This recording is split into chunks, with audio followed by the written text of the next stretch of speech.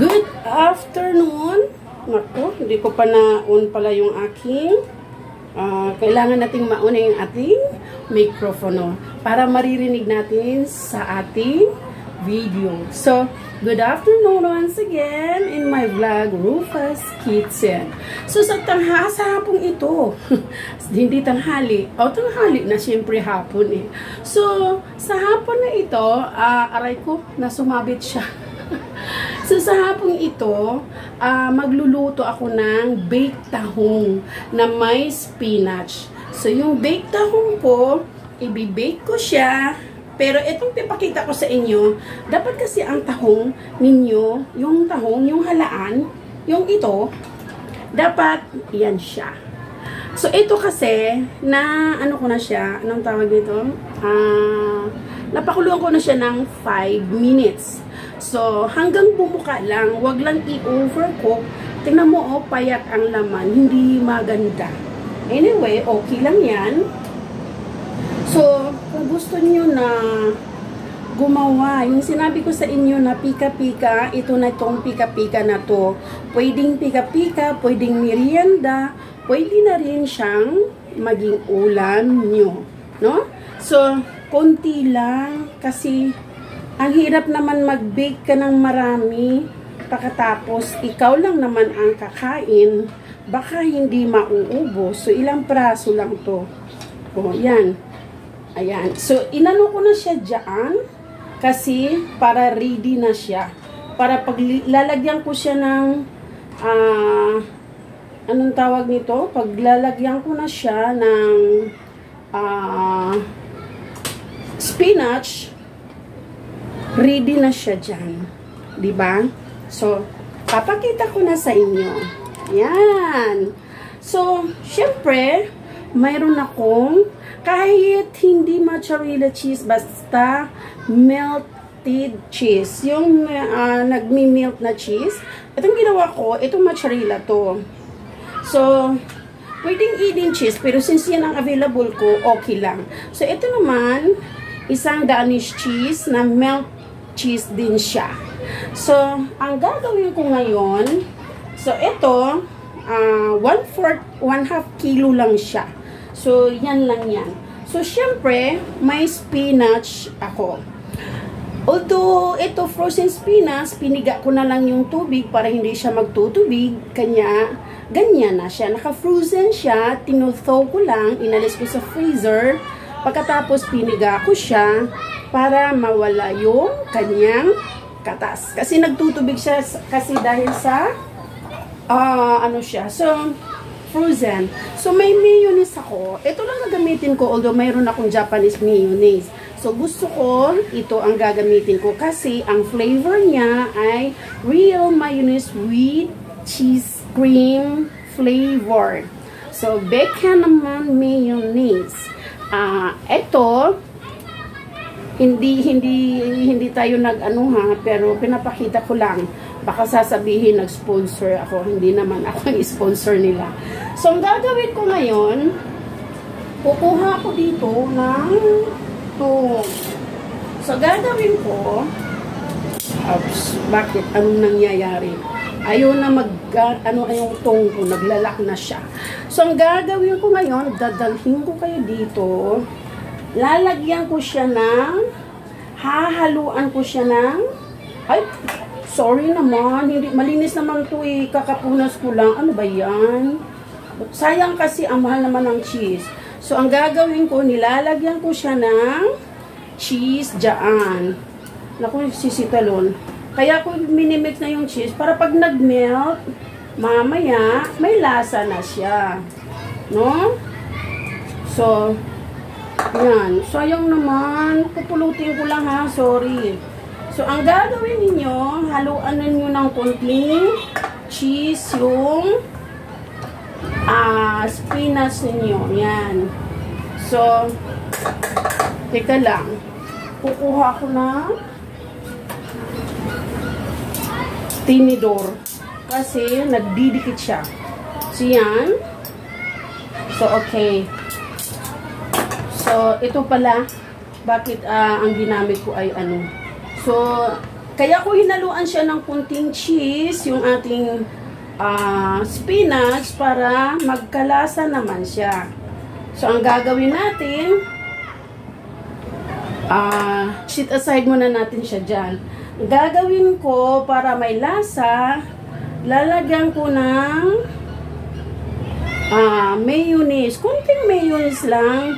Hindi naman yung bugang-buga yung mayonnaise. No, kunti lang para may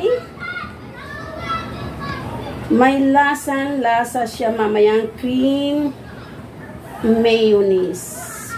Teka, wala na yatang laman eh. Siyan. Lalagyan ko ng mayonnaise. Ngayon, hindi masyado ha, may konti lang. Ang payat naman nung nabili kong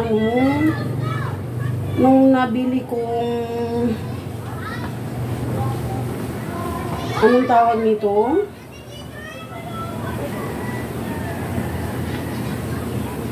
So, yan. Hindi kailangan pupunuin ha. Hindi kailangan pupunuin na ng mayonnaise. Magkalasa lang. Any mayonnaise na gusto nyo. So, yan ha. Kunti-kunti lang mayonnaise. But be sure na yung oven ninyo naka-preheated na yan. No? So, gagawin ko ngayon. Lalagyan natin ng sayang naman, bakit ba? Lagyan natin ng spinach. Yan. Yan. Lagyan natin ng spinach. Talaga lang naman. Ayoko kasi yung spinach kasi sayang, ang mahal-mahal ng spinach. Siguro, eto na lang ang gagawin ko. Yan, mas maganda pa siguro. Kaya lang, parang sa sobrang nanginginig naman yung kamay ko. Ano kaya nangyayari? Sa sobrang pasma na ito, no? Kasi kung magtatrabaho tayo, mamaya-maya naghuhugas ng kamay.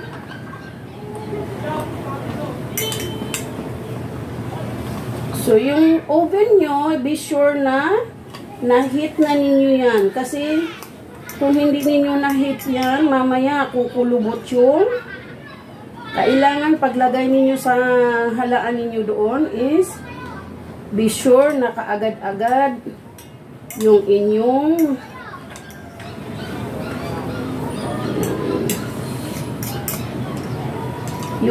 cheese matutunaw na kaagad, hindi yung nag-aantay pa tayo hanggat maano yung cheese. Hindi na maganda.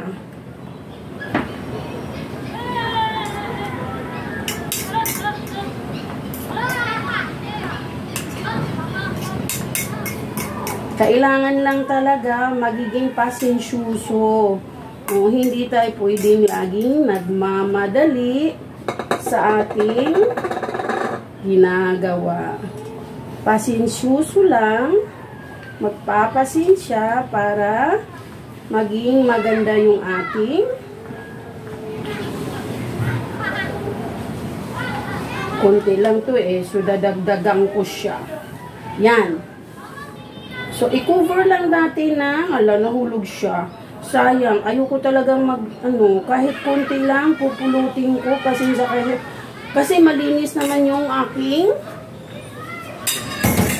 Yan. So, kakamayin ko na, no? Gagawin ko, yan. Lalagyan ko siya ng ganito. Ito, melted cheese din ito, pero Kraft A-din cheese siya. Melted din siya, pero Kraft siya. Danish siya. Hindi siya, Pwede namang isang klaseng cheese lang, pero since naninigas na yung cheese dito sa ref, so lalagayan ko na rin para maging masarap to. No? Gusto ko kasi masarap yung aking yan. Kasi naninigas na yung mga cheese ko.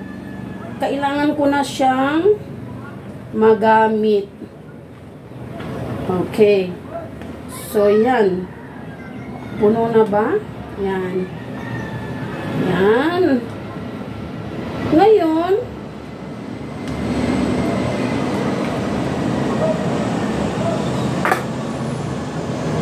lalagyan ko pa siya ng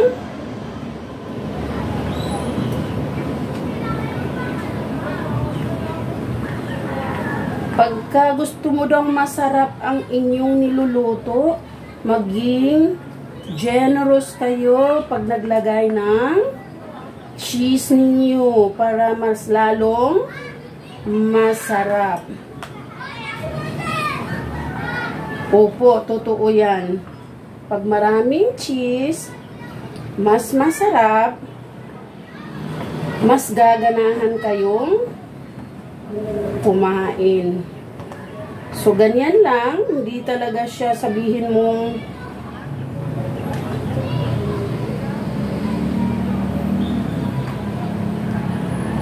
yan.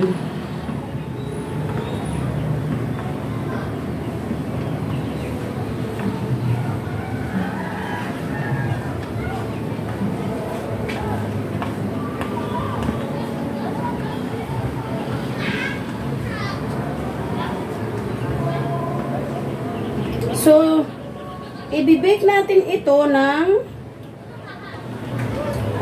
mga how many minutes ba? 5 minutes lang until the cheese melt, no? Until the cheese melted. Kasi yan lang naman ang ano natin dito eh, na mag-melt yung ating cheese. Grabe ang init. Super hot. So, kaya pala mainit, mga bes. Wait lang. Kasi itong ating ito na hinaharangan ko lang. Kasi kapag hindi ko siya harangan, mainit siya. So, okay, ito ganito lang kasimple. Yan. 'Di ba? So, i-melt lang natin yung cheese. Pagka na-melt na yung cheese, hanguin na natin siya. Okay. I-bake na natin siya dito. Yan. So, bake natin siya ng yan. So, binibake natin siya ng 110 Fahrenheit, no? Yung init, hindi lang masyado. 110 is enough. Kasi to-melt lang naman doon sa cheese. Luto naman na kasi yung tahong. Yung tahong kasi, pag pinapakuluan mo, 5 minutes lang. Kaya lang ang pangit kasi ang liliit, ang payat pala ng tahong ngayon. Kahit malalaki siya, payat. Pero mahal-mahal niya.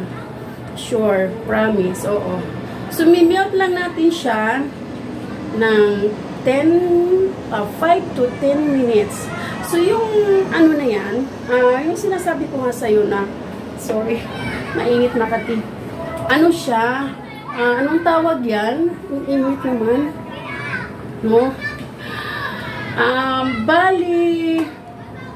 Bali, konti lang naman ang gastos ko siguro. Huwag nang isama yung cheese. Kasi yung cheese, ano na yan dito sa ref, matagal na. Kaya nga ako nagluluto ng ganyan, hinahanapan ko ng way yung mga luma na dito na malapit na talaga siya, malapit na siya mag-expired at naninigas na. Yun yung hinahanapan ko ng way kung paano ko lulutuin. Kasi, hindi na kasi ako ngayon masyadong nagkakakain. Kumbaga, fruits na lang at saka gulay na nilalaga. Hindi na talaga ako masyadong nagluluto ng mga heavy yung may mga ulam dyan, yung mga kanin dyan.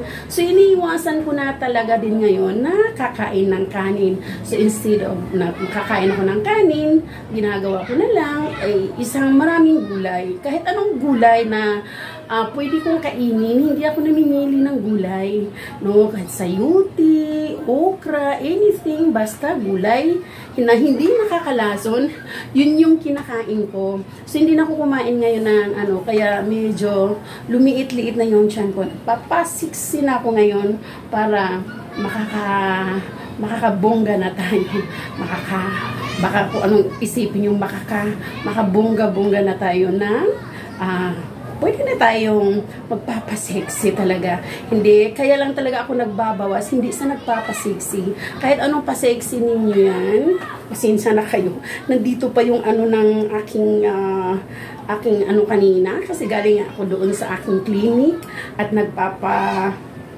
monitor ako ng aking sugar at ang aking high blood at cholesterol dahil mukhang medyo tumaas-taas na naman siya.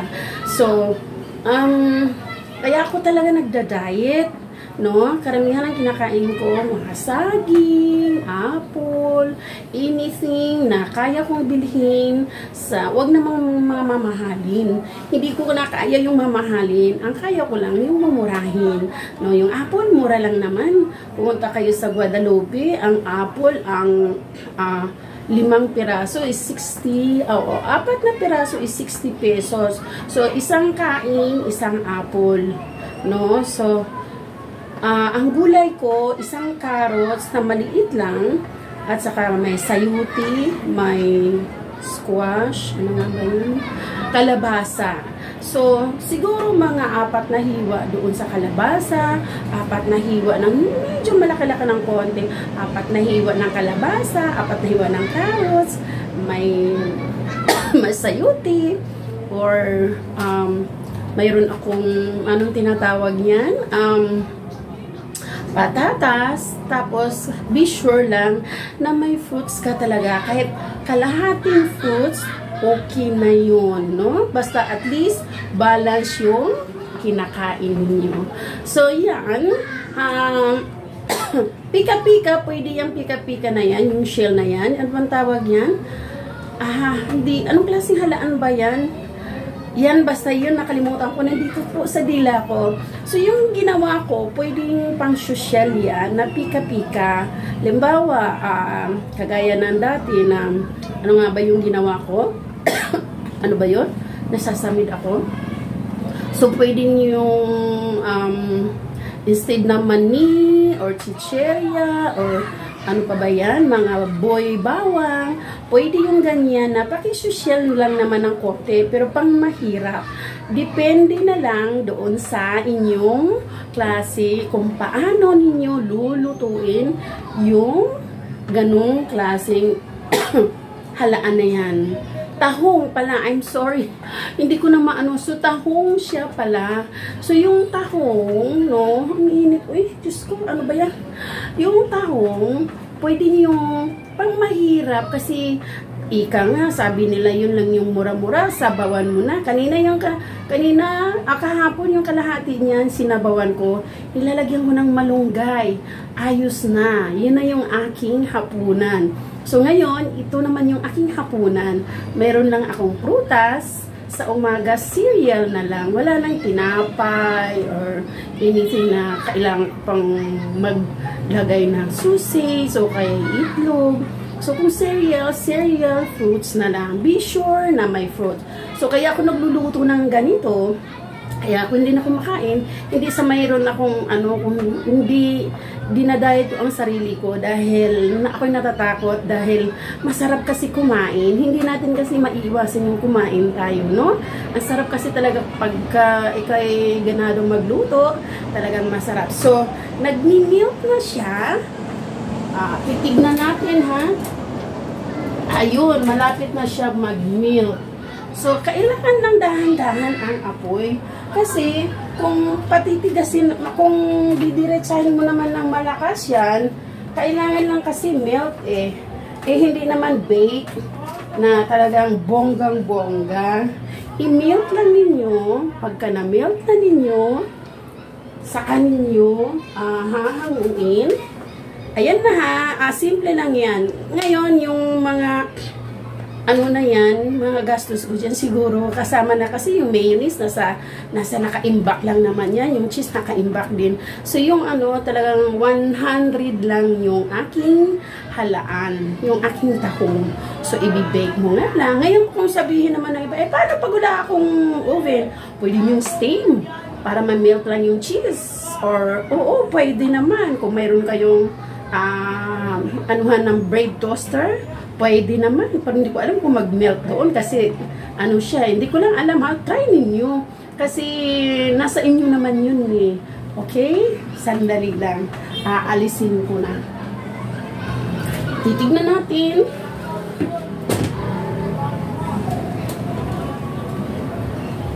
Hindi pa rin siya nag-melt. Kaya kailangan niya mag-melt. So, kukuha tayo ng Diyos ko, ang daming mga ano dito, guys. Ang daming mga gumagapang dito na nangangagat. Ano ba yun? Langgam. Doon ako na nabubwisit ako talaga sa tuto ko lang. So, dito na gagawin ko ito yung ating plating ngayon. So, ipi-plating ko siya. No? So, kukuha tayo ng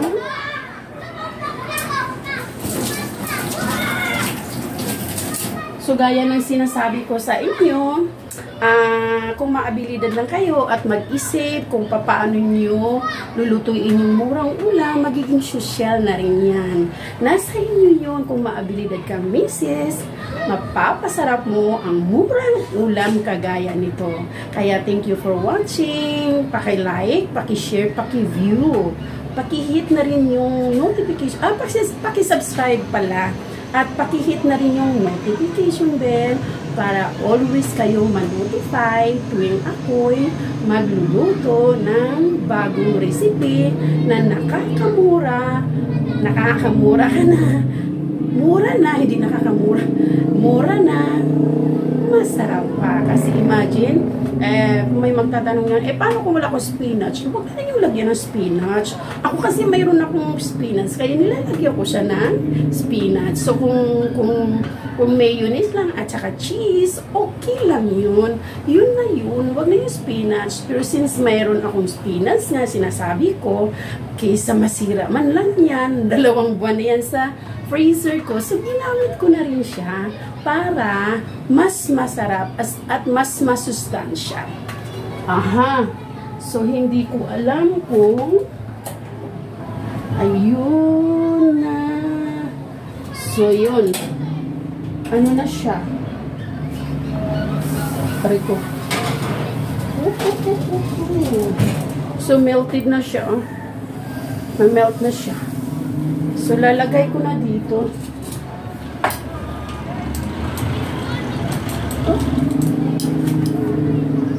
Tala. So, yan na yan ang ating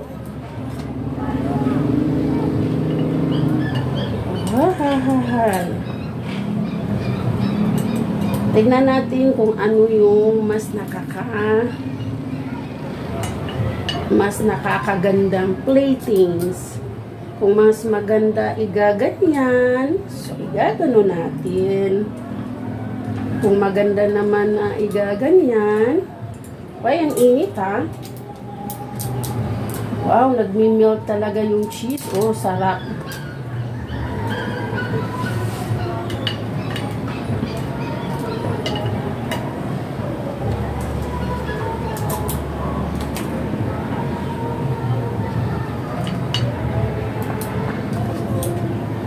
So, nasa inyo lang kung paano ninyo ipi-platings, no? Kasi, minsan, hindi naman puro pareho, no? Mayroon namang may paganiri, may paganito. O, di may paganiri na lang. O, di ba?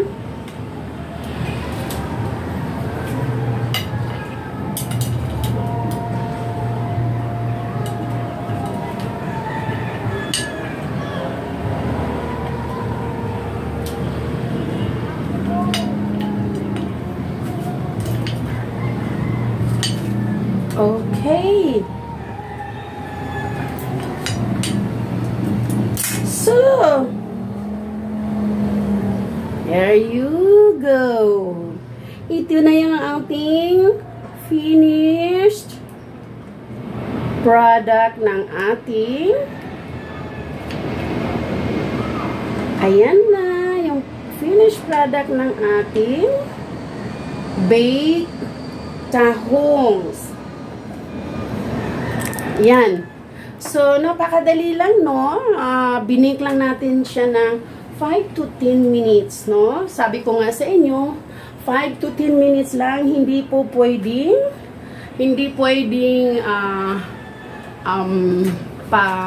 patagalin mo siya kasi lalong kukunat. Basta, as long as makikita ninyo yung cheese na mag-melt, yun na yun, kunin na ninyo yun.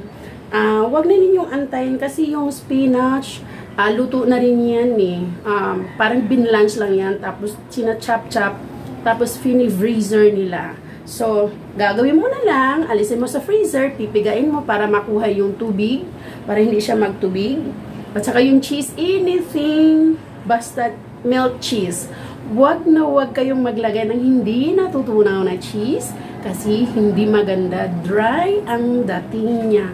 Pwedeng mozzarella pero masyado mahal, optional mo na yung mozzarella. Pwede naman 18 cheese, pwede naman Danish cheese, or kung ako kasi matagal na talaga nakatambak cheese ko, kaya sayang, naninigas na. Kaya ginawa ko na lang, ginanito ko na lang. So you see, yung dati ninyong sinasabaw-sabaw lang at hinihigop natin at nilalagyan ng malunggay, pwede natin palang pasusyalin na ulam. Pwedeng ulam, pwedeng pika-pika, pwedeng pang merienda. Kaya thank you for watching once again in my vlog, Rofa's Kitchen. Lagi ninyong i-view, i-share, i-subscribe, at lagi ninyong pindutin yung aking notification bell para lagi kayo ma-notify tuwing ako'y magluluto ng aking bagong mga recipe na matututunan ninyo na yung dating sabaw-sabaw lang, pwedeng pasyusyalin ang dating. Thank you for watching once again. Bye-bye!